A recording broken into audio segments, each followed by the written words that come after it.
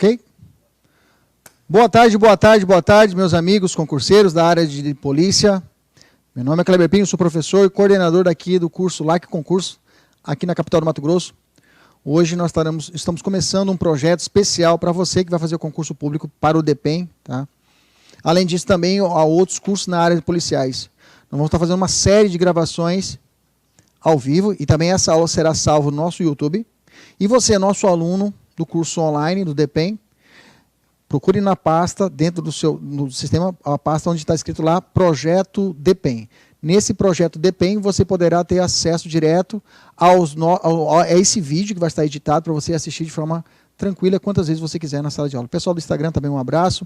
Então, o nosso foco hoje é trabalharmos a parte da transferência do preso do estabelecimento penal comum, né, para um estabelecimento especial, que vai ser um estabelecimento federal de segurança máxima, ok? Então, nós vamos focar apenas nesse conteúdo, apenas nessa aula. Então, nós vamos trabalhar nessas aulas especiais, nessas lives, pontos específicos, pontos cruciais que serão de suma importância para a sua prova.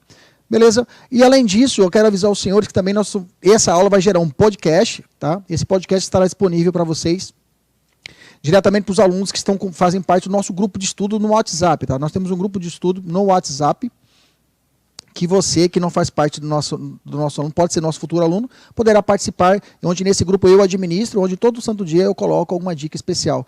Beni, passa para mim lá na outra câmera, que vai passar para nós o nosso assistente, vai passar na outra câmera, já para você anotar o telefone aí, o meu telefone particular, para você me mandar o WhatsApp. É o 65 99992 999, está faltando um 9 ali, 99992, está faltando um 9 aqui. 49, 9992 2783. Professor Kleber Pinho, tá? Você pode me chamar pelo WhatsApp ou você pode me procurar pelo Instagram mesmo. No meu Instagram, Professor Kleber Pinho, você me acha e aí eu vou te incluir nesse meu grupo de estudo, tá? Você não posta, quem posta somente, só o professor Kleber que vai postar os materiais para você estudar e essa aula também vai estar salva em podcast para você ouvir ela.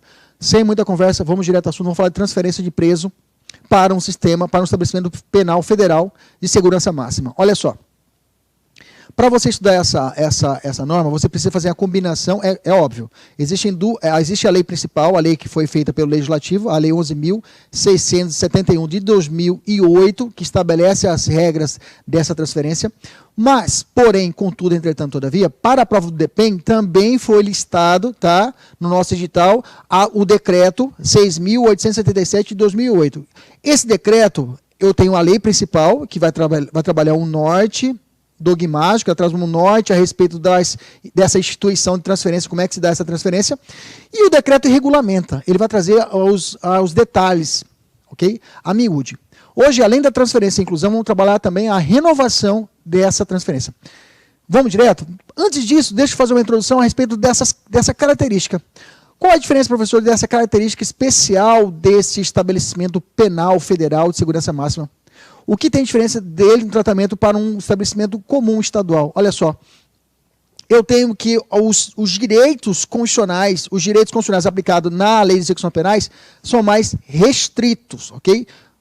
Segurança máxima. Estão tratando de um preso de alta periculosidade. É necessário uma reserva maior quanto à segurança pública. Então, nesse sentido, eu tenho a execução de recolhimento em cela individual. É claro, lá na nossa lei de execução penal, de 84 já previa a cela individual, mas nos estabelecimentos estaduais não é possível essa aplicação, pela superlotação. Agora, os federais, eles foram produzidos, foram criados para cumprir fielmente o que está estabelecido na lei de execução penal e também obedecer também algumas regras internacionais, como a regra de Mandela. Então, nesse sentido, eu tenho que o recolhimento tem que ser em cela individual, bacana, começa por aí. Segundo, a visita do cônjuge, do companheiro, do parente, de amigos, somente em dias determinados, ok? Pode se dar por meio virtual, ok? Ou no parlatório, com no máximo de 2 pessoas por vez. É claro, existe uma portaria que estabelece esse tratamento específico, um decreto específico que trata da visita social, tá? Não é a matéria de hoje. A gente pode marcar até um dia, você que está assistindo nosso no YouTube, coloca aqui embaixo sugestões para que a gente possa trabalhar em aulas específicas. Pode ficar à vontade. Lance aqui embaixo sugestão. Professor, fala desse assunto especial que é difícil a gente achar no YouTube. Pode colocar aqui embaixo sugestões que a gente vai ler, nossa equipe vai ler. O parte pedagógico comigo, a gente vai montar realmente essa observação e essa aula que você queira. Beleza? Então, volta para cá. Então, só para a gente ter uma noção, tá? Máximo de 2 pessoas por vez, além de eventuais crianças separadas por vidro, comunicação por meio interfone com filmagem e gravações. Gente, aquilo que você vê na TV, aqueles filmes americanos que tem aquela parte da TV e a pessoa fala pelo telefone com o preso, que a gente ensina, isso é aplicado nos estabelecimentos penais federais. Isso é aplicado. Como eu disse a vocês, eles foram feitos para poder realmente cumprir fielmente o que estão estabelecidos nas regras internacionais. Beleza? Que mais? Observação. Poderá ser suspenso por ato diretor fundamentado essa visitação. Banho de sol de até 2 horas diárias. E aqui, ó, realmente afeta diretamente uma intimidade do preso, que é o monitoramento do meio de comunicação. Inclusive da correspondência escrita. Inclusive a correspondência escrita. As cartas do preso podem ser monitoradas, podem ser abertas, podem ser violadas e lidas pelo diretor do estabelecimento. Professor, mas peraí, isso viola o direito da intimidade. Lembre-se, os direitos fundamentais, todos eles, à exceção de alguns, têm a característica de serem o quê? Relativos, à relatividade, há limitações aos direitos fundamentais. Sempre vai ser utilizada uma técnica chamada ponderação. Eu vou pegar um princípio e colocar do outro lado, e ver se vou fazer a ponderação. Nesse caso, eu tenho a segurança pública. Esse preso de alta periculosidade. E do outro lado, eu tenho o quê? A ideia da intimidade dele. Se eu fazer o balanço de uma ponderação, o que vai pesar nesse caso é a segurança pública. Diferente de um cidadão. Claro, com um viés mais de direitos humanos, uma visão protetiva, é claro, há violações quanto a isso, tá? Todavia, está na nossa lei e cai no nosso concurso. Segue o jogo, beleza? Vamos falar praticamente da transferência agora. Quem que pode ser transferido? Quem é esse preso? Quem é esse cara que pode ser transferido para um presídio, para um estabelecimento penal federal de segurança máxima? São aqueles para quem a medida lhe justifique no interesse da segurança pública ou do próprio preso, condenado ou provisório. Primeiro ponto.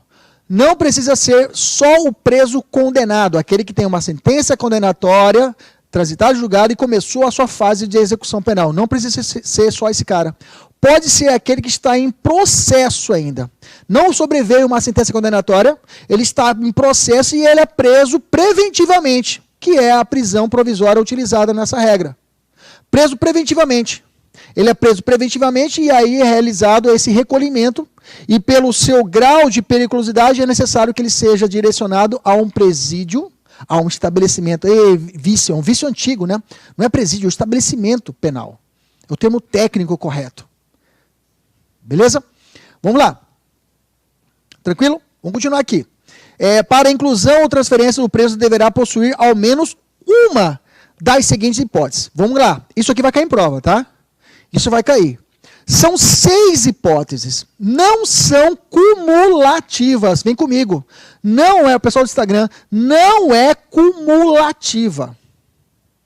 Se eu tiver uma alternativa, uma hipótese, já basta. Vamos ler essas 6 hipóteses para você que está me ouvindo pelo podcast da Like Concursos. Ter desempenho, função de liderança ou conectivo alternativo ou participado de forma relevante, ok? Relevante. Uma participação mínima não serve, tem que ser relevante em organização o quê? Criminosa. Então o fogueteiro do tráfico, o cara é fogueteiro do tráfico, foi pego aí com um tráfico eventual, tá? Foi pego uma quantidade mínima, e o cara não faz parte realmente da grande, digamos assim, da cúpula dessa organização criminosa. Ele não é uma pessoa que vai ser direcionada a um estabelecimento penal de segurança máxima. Você há de convir comigo. Então, o que a lei fala? Liderança ou participado de forma relevante. Participar de forma relevante é ser não o líder, mas sim aquele cara que articula. Pode ser aquele cara que faz a regimentação. Okay? Pode ser que é o contador de toda a organização criminosa. Ele tem uma participação relevante dentro daquela estrutura de organização criminosa. Bacana? Essa é a primeira hipótese. Se deu ela, já era. Já encaixou o primeiro requisito. Segunda hipótese, ter praticado crime que coloque em risco a sua integridade física no ambiente prisional de origem. Ou seja, lá na origem, não vou falar muito de juízo de origem e juízo federal, ok? No juízo de origem, lá na origem, lá no estabelecimento penal estadual, esse cara criou uma situação que colocou em risco a integridade física no ambiente prisional de origem. Ou seja, ele meteu fogo no presídio inteiro. Foi o cara que ateou fogo. Foi o cara que começou a tocar fogo em tudo, colocou veneno em todo mundo lá, começou a realmente causar o terror dentro daquele estabelecimento prisional. É necessário a transferência desse cara, que ele vai morrer lá dentro também. Óbvio que ele vai morrer. Bacana? Estar submetido no RDD. Veja, a mera inclusão, aí você vai ter que se reportar lá na lei de execuções penais, olhar as situações do RDD, que não dá para a gente falar agora, talvez a gente reserve um dia para falar só do RDD, mas se ele encaixou nas hipóteses do RDD, ou seja, do regime disciplinar diferenciado, eu já tenho um requisito para a sua transferência. Beleza? Encaixou no RDD, eu já tenho hipótese para a sua transferência. Vamos para a quarta hipótese, vem comigo. Quarta hipótese, ser membro de quadrilha ou bando, bem que hoje o Código Penal não utiliza mais o termo quadrilha ou bando, né? A gente utiliza o termo associação criminosa, ou da lei específica de organização criminosa. Ok, mas a lei trouxe, e a 2008 trouxe essa situação.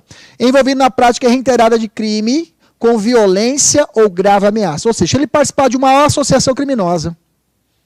E essa atuação, prática de crime, reiterada, não é só uma vez. Reiteradas vezes. Crime de violência ou grave ameaça à pessoa. Violência é roubo, parceiro. Já era. Grave ameaça, roubo. Então ele faz parte de uma associação criminosa. E já participa de vários crimes, não de organização criminosa, mas de associação criminosa. 3 ou mais. Organização 4 ou mais, mas tem que ter estrutura piramidal, tem que ter estrutura hierárquica, tem que ter estrutura organizada. Repercussão entre estados. Ok? Mas a associação criminosa praticou crimes graves, ok? Grave ameaça ou violência. Enquadrei aqui, eu posso levar ele a um estabelecimento? Pode. Que mais? Ser réu, colaborador. Gente, essa aqui é perigosa. Essa aqui é perigosa, porque o preso, ele pode pedir. Doutor, diretor do estabelecimento, eu vou morrer aqui.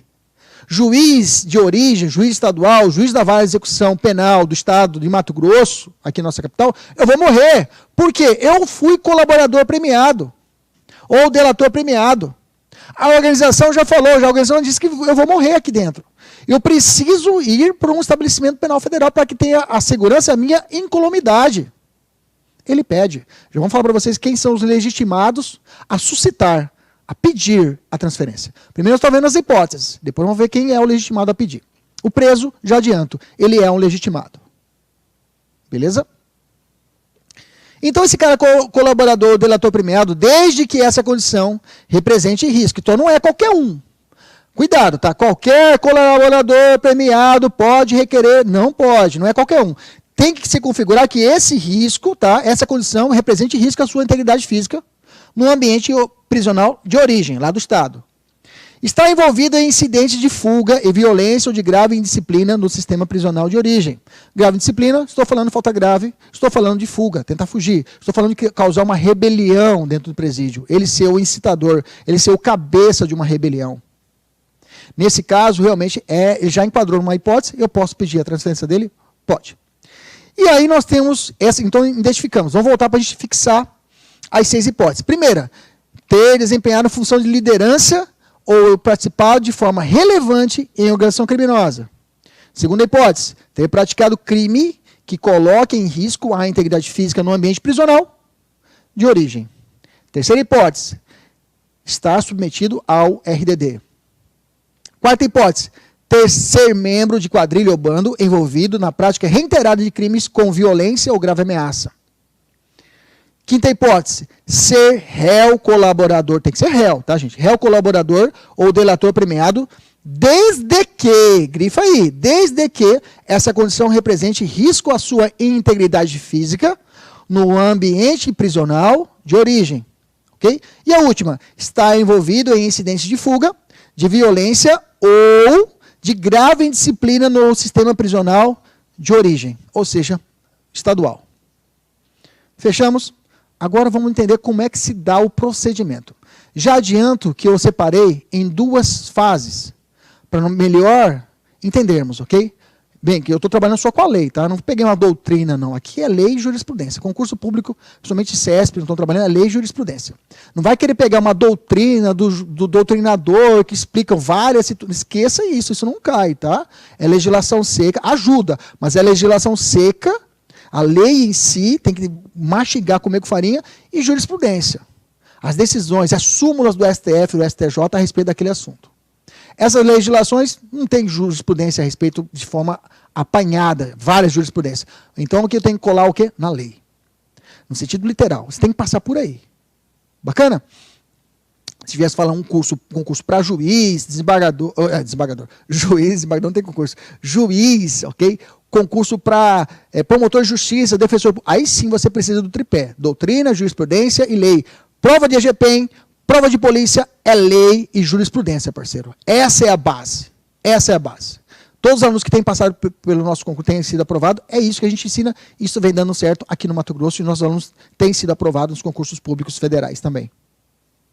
Vem comigo. Vamos lá falar agora sobre procedimento de inclusão. Agora sim vamos falar sobre procedimento. Primeiro, lá na primeira fase, lá no juiz de origem. Estou falando no estado, lá no estado determinado, ok?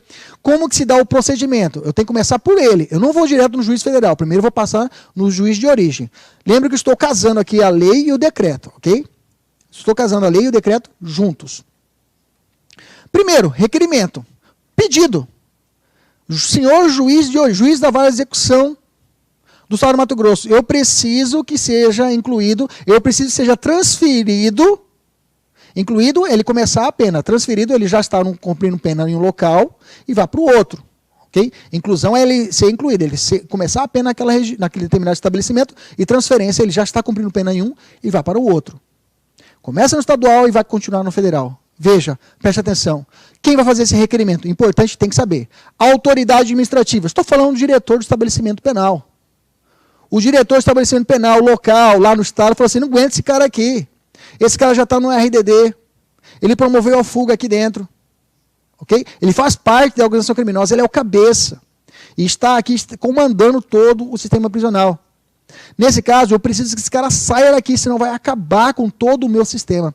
A autoridade administrativa, o diretor, ele pode fazer esse requerimento. Segundo, o promotor de justiça, o Ministério Público. O Ministério Público e o terceiro, o próprio preso. No caso da colaboração e o delator premiado que eu te falei lá atrás. Então, 3, vamos lá. A autoridade administrativa, estou falando do diretor do estabelecimento. O promotor de justiça, ou seja, o Ministério Público. E, por fim, o próprio preso. Okay? O próprio preso pelo seu advogado, okay? Pelo seu representante. Mas a lei fala preso, então é esses 3 aí. Se for a prova falar o preso por seu advogado, tá certo. Okay? Essa medida, inclusive, como ela é, digamos, administrativa, pode ser até suscitada pelo próprio preso, não há nenhum prejuízo disso. Ele mesmo peticionar ao administrador, mas esqueça isso, a divulgação doutrinária não fala na lei, a lei fala preso e é ele que pode pedir. E acabou. O preso pode... Ah, falou advogado, beleza, mas falou preso? Então marca, que vai estar certo. Beleza? Aí, o que tem que ter nesse requerimento? Esse requerimento deverá conter os motivos que justifiquem a necessidade da medida a estar acompanhada de documentos pertinentes. Quais documentos tem que estar nesse pedido? Então, o pedido vai ter que estar lá. O excelentíssimo senhor doutor juiz de direito da vara de execução penal da comarca de Cuiabá, processo administrativo tal, ou numeração, Ministério Público, contra os fatos, e junto atrás todos os documentos. Quais documentos? Os documentos vão diferenciar. Se o cara já estiver condenado, ele já está cumprindo pena, é um patatal de documentos. Fica tranquilo que eu penso que o examinador do SESC não vai querer cobrar um documento de outro, só para a gente ter conhecimento. Ok? E de outro lado, eu tenho os documentos do preso provisório. Ok? Já vou adiantar, eu vou ter o processo executivo e eu tenho aqui carta precatória. Carta precatória que vai estar dizendo o quê? Quando estiver levando ao juiz federal. Mas, para isso, eu preciso montar esses documentos. Então, para o preso condenado, precisa cópia de decisões do incidente do processo, prontuário contendo pelo menos cópia de sentença do acórdão, tá? O CPF, prontuário médico e outros documentos. E o tratamento do preso, e os documentos para o preso provisório, né? Tratando de preso provisório, cópia do auto de prisão em flagrante, ou mandado de prisão, tá? E da decisão que motivou a prisão cautelar, ou seja, a prisão preventiva dele. E vem trazendo os documentos, cópia da guia de recolhimento, cópia de denúncia, se houver denúncia já, porque pode ser uma situação de investigação criminal, eu já posso realizar a transferência desse cara para o o estabelecimento penal, ou seja, o cara foi preso na fase de inquérito policial, ainda não tem nem denúncia. Não tem nem denúncia ainda. Eu posso pedir a transferência? Pode. Posso pedir a inclusão? Pode, não tem problema. Beleza? Desde que enquadrem aquelas hipóteses que eu te disse lá atrás, que pode ser uma delas. Aí vai ser feita a instrução, ok? Vai ser feita essa instrução. A instrução seria o quê? A dilação. O juiz ele quer ouvir, tá? Então vamos ouvir aí. Quem está pedindo, como que é. E aí eu tenho o seguinte: instruídos os autos serão ouvidos no prazo de 5 dias, né, quando não forem os requerentes. Ou seja, se for o promotor de justiça que pediu a transferência, o preso, através do seu advogado, a defesa, vai ter a chance de falar: olha, eu não quero que o meu cliente seja transferido para Cantaduvas, ou seja, para Campo Grande transferido, ou para Rondônia, não quero que ele seja. Não quero que ele seja. Ou Mossoró, Rio Grande do Norte, não quero que ele seja transferido. Ok? Vai ter a oportunidade de expressar a defesa. Se for o preso que pediu, o promotor de justiça vai ter que ser ouvido. O diretor de estabelecimento também terá que ser ouvido. Se for o diretor de estabelecimento que pediu, o promotor e a defesa vai ter que ser ouvida. Ok? Professor, qual que é o prazo dessa brincadeira aí? 5 dias, tá? 5 dias para ser ouvidas as partes nesse meio tempo. Bacana? Depois disso, ouviu o promotor, o diretor pediu, bacana? Ouviu o promotor em 5 dias, ouviu a outra parte em 5 dias. Já foram 10 dias nessa brincadeira. Bacana? Beleza. O cara está guardado aqui ainda, está no presídio de origem, tá no estabelecimento penal de origem. Está ali os dois. Beleza? Tranquilo. Recebeu. Aí o juiz de origem ainda vai ouvir o DEPEN, que é o Departamento Penitenciário Nacional, que está vinculado ao Ministério da Justiça e Segurança Pública. Ele vai ter que ser ouvido, ok? E ele opinará sobre a pertinência e indicará, tá? Essa indicação é facultativa, tá? Ele pode indicar, tá? O estabelecimento penal federal adequado à custódia, podendo solicitar diligências complementares, inclusive sobre o histórico criminal do preso. Então, o DEPEN, ele pode ser ouvido. Ele pode pedir, ó, traz o histórico penal desse cara aí, quero ouvir direito, peraí, ó, tem uma vaga ali no Mossoró, leva ele para Cantaduvas, aqui tem uma vaga aqui. Então, ele pode fazer essa diligência, ela pode apontar qual é o estabelecimento correto. Beleza? Requerimento, o juiz realiza a instrução, beleza? Uma simples instrução, esse aqui é o nome que eu coloquei para a gente aprender. Depois ele ouve o DEPEN. Qual que é o quarto passo, professor? O juiz de origem, ele vai fazer o quê? O final da instrução do procedimento, após a manifestação do DEPEN, o juiz de origem, admitindo a necessidade da inclusão ou da transferência do preso, remeterá os autos ao juiz federal competente. Ou seja, o juiz observou e falou assim: olha, não é o caso, não, deixa ele guardado. Acabou, morreu ali o incidente. Morreu o incidente. Bacana? Morreu esse incidente. Mas pode ser que o juiz olhe e fale: não, realmente esse cara precisa realmente ser enviado para essa situação. Ele admite, ó, defiro a transferência, remeta-se para o juiz federal competente. Naquela região onde está lotado o estabelecimento penal, o juiz federal que esteja naquela região será o juiz competente para analisar o pedido. Em Mossoró, o juiz federal daquela região de Mossoró, da execução penal ali, se for o caso, ou o juiz federal competente, ele vai receber o pedido de transferência e ele vai fazer a análise. Beleza? Aí nós vamos começar a segunda fase. A segunda fase já é do juiz federal, aonde que está o estabelecimento penal federal de segurança máxima. E aí eu tenho o seguinte: o juiz vai dar a decisão dele. Ele tem duas opções. Ou ele pode receber, deferir o pedido, ou ele pode rejeitar. Se ele rejeitar, fala assim: não quero que esse cara venha para cá. Eu decido, ele rejeita o pedido do juiz de origem. O que acontece? Esse juiz de origem, o juiz de origem, por exemplo, o Mato Grosso pediu para transferir o cara para Mossoró, no Rio Grande do Norte. O juiz federal de lá falou assim: não quero. O juiz daqui do Mato Grosso, ele pode suscitar o chamado conflito de competência perante o tribunal competente, que apreciará em caráter prioritário, tá? Sobre esse conflito de competência, a gente vai deixar para falar uma outra vez, tá? Então vai gerar uma confusão, vai para esse conflito de competência para resolver. Como é que fica? Se vai ou se fica, esse que vai julgar isso vai ser o tribunal competente. Vai ser o tribunal regional competente. Bacana? Entendemos isso? Beleza. Agora, se o juiz receber e ele admitir, tem um procedimento próprio dele. Então vamos só fixar. Juiz federal rejeitou, vai caber o quê? O juiz de origem. Briga de juiz para juiz, conflito de competência. Juiz para juiz, conflito de competência. Quem resolve? O tribunal competente. Ponto. O juiz admitiu. Ele recebeu. Qual é o procedimento? O juiz federal decidirá sobre a inclusão e a transferência. Pode determinar diligências na hipótese de imprescindibilidade, ou seja, essencial. Ele pode requerer diligências complementares. O juiz federal ouvirá no prazo de 5 dias o MPF e a defesa em seguida decidirá acerca da transferência do peso. Ou seja, chegou para o juiz, ele ainda não está aqui. Peraí, vamos fazer o seguinte, o juiz federal pegou o processo de transferência. Ele, ainda não quero decidir, vou fazer o seguinte, vou chamar o promotor de justiça, só que quem atua no âmbito do estabelecimento penal federal é o Ministério Público Federal. E não o Ministério Público do Estado. O Ministério Público do Estado já fez o papel dele lá atrás, lá no estado dele.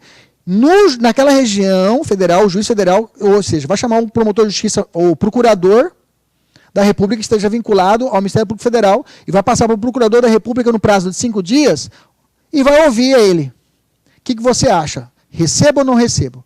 O procurador vai fazer seu parecer, positivo ou negativo.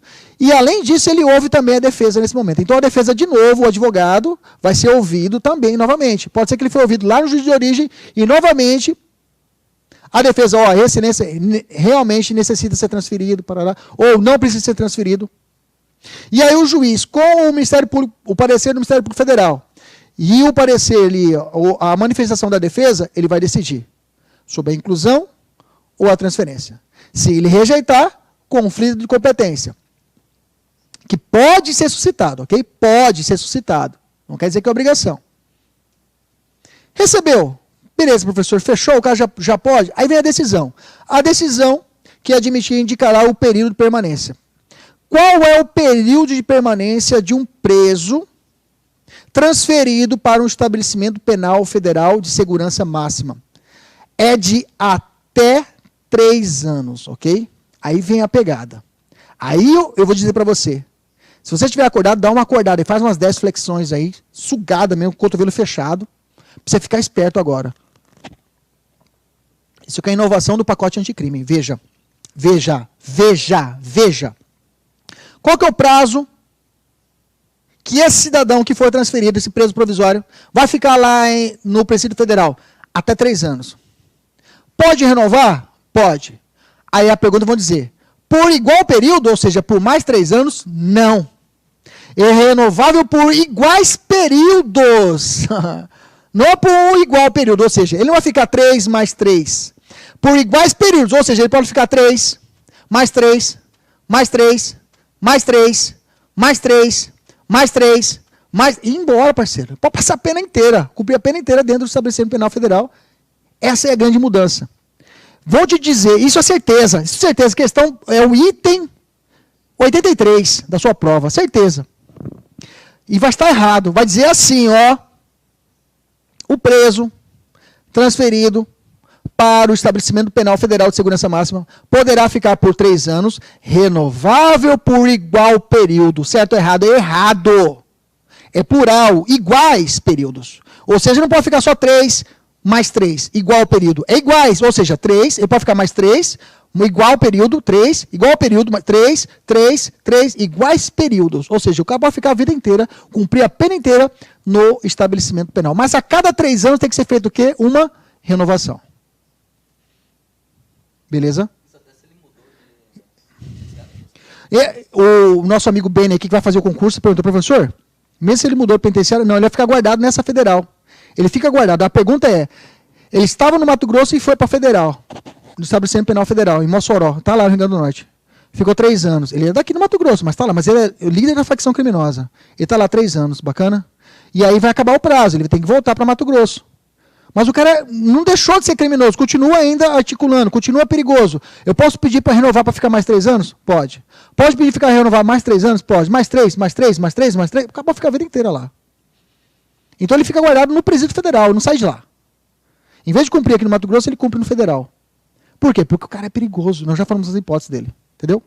Vamos lá.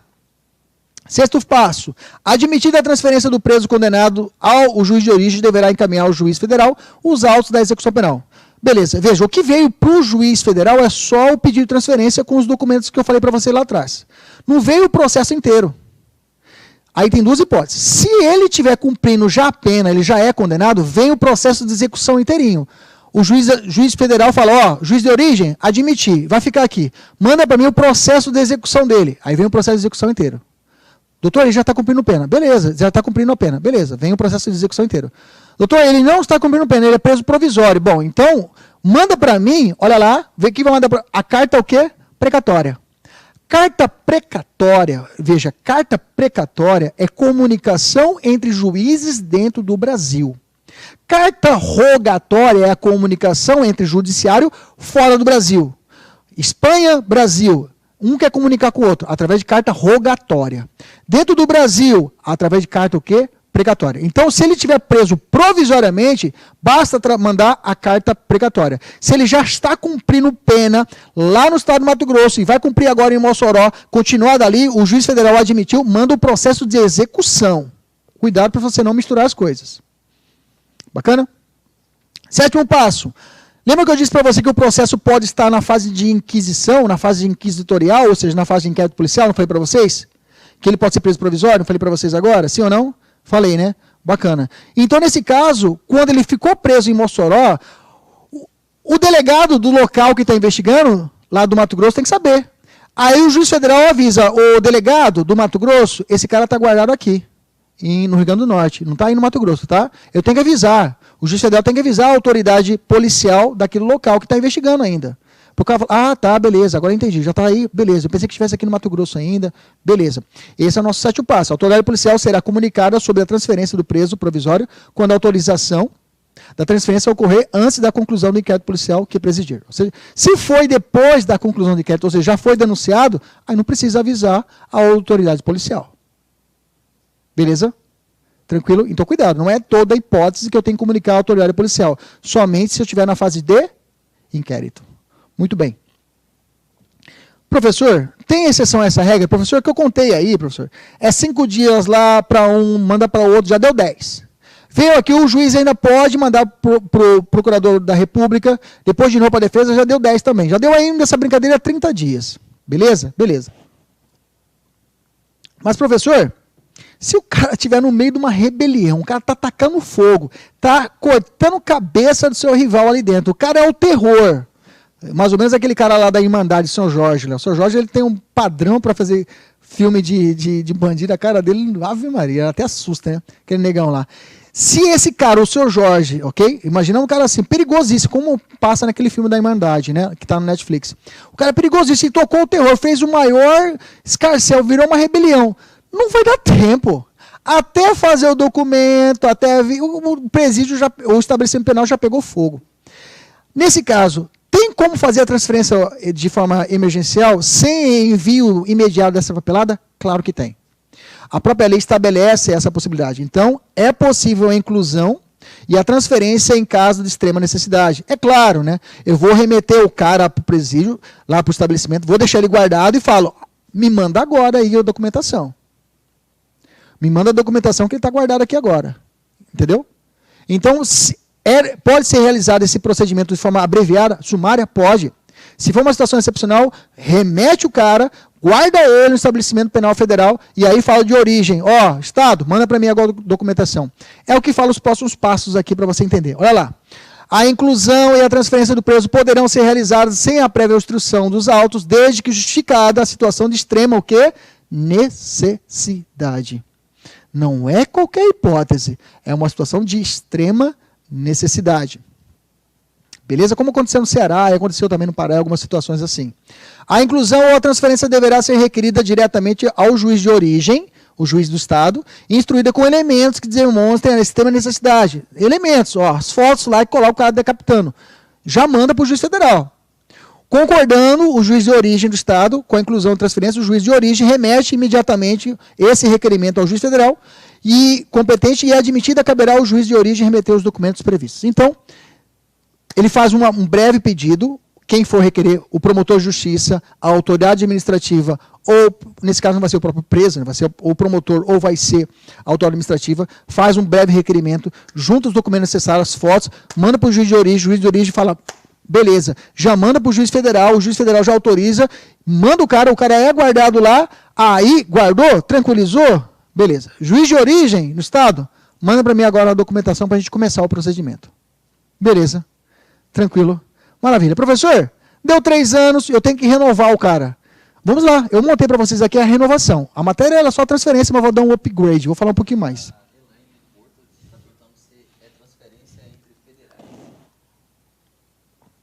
Não, a transferência é do juiz de origem. A Elaine pergunta, professor, a transferência entre presídios federais? Não. A ideia aqui é a transferência, ela pode se dar, ela se dá do juiz de origem é juiz de estados, tá? De estados para o federal. Do estado para o federal, ok? Juiz de origem, juiz de estado para o federal. A nossa legislação, ela não especifica, não diferenciona. Pode ser transferência de federal para federal? Não fala. Mas a ideia é que surja, a regra é o processo sair do juiz estadual, do estabelecimento penal estadual e ir para um estabelecimento penal federal de segurança máxima. O procedimento é isso, porque entre federais também pode ser realizado. Pode. Segue esse mesmo padrão. Aí o juiz de origem vai ser de uma federal para outra federal. Mas, porém, contudo, entretanto, todavia, o que a lei trouxe positivado, quando fala juiz de origem, está falando em regra o juiz estadual. Beleza, Elaine? Pode perguntar aí, depois a gente responde. Vamos continuar aqui. E agora o procedimento de renovação. Como é que se dá o procedimento de renovação? Passou 3 anos, ok? Precisa renovar. Já vou adiantar para vocês. Passou 3 anos, ninguém pediu nada a renovação, ele volta por origem. Ele volta para o estadual por regra. Ele volta para o estadual. Beleza? Olha só. Primeira questão fala assim, primeiro ponto. Restando 60 dias, grava esse material. Gente, apegue-se a detalhes para essa prova do CESP. Apegue-se a detalhes, prazos, tá? Apegue esses detalhes. O examinador do CESP, mesmo trabalhando em letra fria, ele gosta de trabalhar o quê? Detalhes. Um detalhe é esse, é 60 dias. 60 dias antes de encerrar o prazo de permanência do cara, vai encerrar os 3 anos. O DPEM comunicará tal circunstância ao requerente da inclusão ou a transferência solicitando manifestação acerca de renovação. Ou seja, promotor de justiça do Estado do Mato Grosso, você está pedindo aí, você que pediu a transferência, e aí? 60 dias vai acabar já. Você vai manifestar, quer renovar, não quer renovar, como é que fica? Ok? Segundo passo, não havendo manifestação acerca da renovação ou permanência do preso, retornará ao sistema prisional ou penitenciário de origem. Ou seja, ele vai remeter para o juiz de origem. Bacana? Terceiro ponto, tendo havido pedido de renovação, o preso recolhido no estabelecimento federal em que estiver aguardando que o juiz federal profira a decisão. Ou seja, ele está lá, já está acabando o prazo. Bacana? Chegou o pedido. Chegou um dia antes de acabar os 3 anos. Bacana? Vamos pensar assim. Chegou um dia antes de acabar os 3 anos. Chegou o pedido. O dia seguinte, chegou o pedido. O juiz federal está olhando. Professor, solta o cara? Não, ele continua preso no estabelecimento penal federal enquanto o juiz está decidindo. Ok? Beleza? Está olhando, o juiz está analisando. Vamos imaginar que o juiz levou aí 6 meses para decidir. E ele fala, você fica. Você fica. Professor, esse período que ele ficou 6 meses é aproveitado para o cara? Já conta como para diminuir os 3 anos dele? Sim, claro, vai retroagir. Ok? É isso que fala a lei. Ok? Fala assim, aceita a renovação, o preso permanecerá no estabelecimento penal de segurança máxima em que estiver retroagindo o termo inicial do prazo ao dia seguinte ao término ao prazo anterior. Ou seja, como eu disse, está acabando o prazo. Um dia para acabar o prazo de 3 anos. Chegou o pedido de renovação, ok? No dia seguinte encerrou o prazo. O cara vai ser liberado? O juiz já recebeu o pedido. O cara fica guardado. Já acabou. Não, já chegou o seu pedido ontem de renovação, você vai ficar aqui guardado. Até eu decidir. O juiz leva 6 meses para decidir. Decide pela renovação. Por mais 3 anos. Você está comigo? Beleza? A pergunta é, esses 6 meses vai ser aproveitado? Sim, vai retroagir. E vamos dizer que ele já cumpriu aí 2 anos e 6 meses. Digamos assim, que faltam 2 anos e 6 meses para ele terminar o prazo do tempo que ele está no presídio federal. Entendemos isso? Bacana? Vamos continuar. Rejeitada a renovação, o juiz de origem poderá suscitar o conflito de competência. Toda vez que tiver rejeição de um juiz para outro, o juiz de origem pediu para o juiz federal, houve rejeição, grava conflito de competência. Grava isso. Okay? Que o tribunal apreciará em caráter prioritário. Enquanto não decidido o conflito de competência em caso de renovação, o preso permanecerá no estabelecimento penal federal. Ou seja, se não, gerou um conflito, o juiz federal não quis renovar E o juiz de origem quer renovar. O juiz de origem ressuscitou o conflito de competência. O preso continua guardado no Instituto Federal, no estabelecimento federal, ok? Deu briga, está se resolvendo, grava isso. Deu briga, está se resolvendo se o cara vai ou fica, ele fica no estabelecimento penal federal até se decidir. E, por fim, no julgamento dos conflitos de competência, o tribunal competente observará a lotação máxima do estabelecimento penal. Veja, quando o tribunal está analisando, o juiz federal falou assim, olha, digamos lá na origem, né? Veio o pedido, não aconteceu rebelião, está tudo certinho o procedimento, mandou para o juiz federal. O juiz federal, olha, não vou aceitar ele, pelo fato de que o nosso estabelecimento penal sempre, isso está na lei, sempre tem que ficar a numeração, a quantidade de presos tem que ficar aquém, cuidado com esse termo, tá? Aquém do número máximo. Sempre o estabelecimento penal tem que ficar aquém, ou seja, menos da quantidade máxima de presos naquele local. Se lá cabe 200 reeducandos, então eu tenho que, nesse estabelecimento, tem que ficar pelo menos ali 180, 170, sempre sobrando vaga, nunca pode passar. E quando for decidir, o tribunal vai olhar isso, olha, o juiz de origem pediu a transferência, o juiz federal negou, pô, tá lotado, não dá mais. O juiz de origem suscitou o conflito de competência, foi para o tribunal olha, ó, o juiz de origem falou que não pode colocar mais, senão vai exceder a quantidade e sempre o presídio, o estabelecimento penal federal tem que estar sobrando vagas. Essa é a sacada. O tribunal vai analisar isso e fala assim, juiz de origem, fica com ele aí. Beleza? Maravilha. Lembrando, uma última informação, as decisões relativas à transferência ou à prorrogação da permanência de preso em estabelecimento penal federal, de segurança máxima, a concessão e a denegação de benefícios prisionais ou imposição de sanções ao preso federal poderão ser tomadas por órgão colegiado de juízes na forma das normas de organização interna dos tribunais. Gente, isso aqui é muito criticado, pelo fato de que é criticado pela parte da defensoria, da defesa, e elogiado pela parte do Ministério Público, óbvio, e da segurança pública. Por quê? Quando um juiz, ele assume o papel, juiz federal, ele chama para si e fala, olha, esse cara vai ficar preso aqui, vai ficar guardado aqui, estou renovando por mais 3 anos. Pode ser que pode ser não, normalmente a situação é que esse juiz está enfrentando um criminoso de alta patente numa agressão criminosa. A vida daquele juiz federal vai estar em risco. E aí eles fazem da seguinte forma, traz essa forma dessa decisão colegiada, que é, eu chamo 2, 3 juízes e sai a decisão. Aí ninguém sabe quem é o juiz que deu a decisão. O criminoso não sabe se foi aquele, se foi esse, se foi outro juiz, porque foi um colegiado de juízes que deu a decisão. Beleza? Tranquilo? Isso é bom? É ótimo para a segurança pública. Para a defesa não é bom, porque pode ser que ali tenha alguma questão de impedimento ou suspeição que ele não vai conseguir identificar. Quem foi o juiz que decidiu? E às vezes tem um juiz lá que é o inimigo capital do criminoso, ou sei lá, ou o juiz também está envolvido, vamos pensar assim, viajar. E aí ele está infiltrado ali no meio desse colegiado, e aí você não sabe se o cara realmente ele deu uma decisão a perseguir. Então ele fere esse princípio da individualização da pena. E da decisão da liberdade da ampla defesa e contraditória, ok? Mas, gravem, a decisão de transferência, a inclusão pode ser decidida por um colegiado de juízes. Beleza? Tranquilo?